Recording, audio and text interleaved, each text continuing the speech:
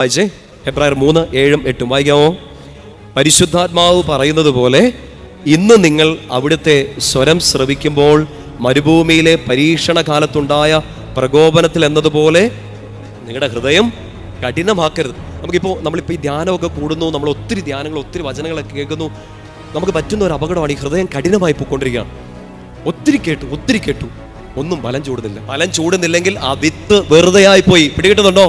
നിങ്ങൾ 1000 വചനങ്ങൾ കാണാപ്പാടം പഠിച്ചിട്ടുണ്ടാകാം, നിങ്ങൾ ഈ ബൈബിൾ മുഴുവനായിട്ട് പകർത്തി എഴുതിയിട്ടുണ്ടാകാം, നിങ്ങൾ നല്ലൊരു സുവിശേഷ പ്രഘോഷകനായിരിക്കാം. പക്ഷെ നിങ്ങൾ ഈ പറയുന്ന, നിങ്ങൾ ഈ വായിക്കുന്ന, നിങ്ങൾ എഴുതുന്ന വചനം ഫലം ചൂടുന്നില്ലെങ്കിൽ അത് നെഗറ്റീവ് ഇഫക്റ്റ് ഉണ്ടാക്കും. പറഞ്ഞേ ഹല്ലേലൂയാ. അവസാനം കേട്ട് ആത്മാവ് തഴമ്പിച്ച അവസ്ഥ, ഒരു വചനം പോലും ഉള്ളിലോട്ട് കയറാത്ത അവസ്ഥയിലോട്ട് വരും. ഇതൊരു അപകടമാണ്, ആത്മീയതയിൽ പറ്റിപ്പോകുന്ന ഒരു അപകടം. ഒരു കാലത്ത് നല്ല ശുശ്രൂഷ ചെയ്ത് നടന്നവർ, ഒരു കാലത്ത് വചനമെടുത്ത് നടന്നവർ, പിന്നീട് വചനത്തിന് ജസ്റ്റ് ഓപ്പോസിറ്റായ ജീവിതങ്ങളിലേക്ക് പോകാൻ. ഇവിടെയാണ് ആത്മാവിൻ്റെ വലിയൊരു അഭിഷേകത്തിന് വേണ്ടി നമ്മൾ പ്രാർത്ഥിക്കേണ്ടത്. എൻ്റെ ഉള്ളിലേക്ക് ഈശോ ചൊരിയുന്ന ഓരോ വചനത്തിൻ്റെ മേലും പരിശുദ്ധാത്മാവെ അങ്ങയുടെ ജീവജലത്തിൻ്റെ അരുവി ഒഴുക്കി ജീവനില്ലാത്തതിനെല്ലാം ജീവൻ കൊടുക്കണമേ, വാടിപ്പോയതിനെല്ലാം നനയ്ക്കണമേ, മരിച്ചു കിടക്കുന്നതിനെല്ലാം.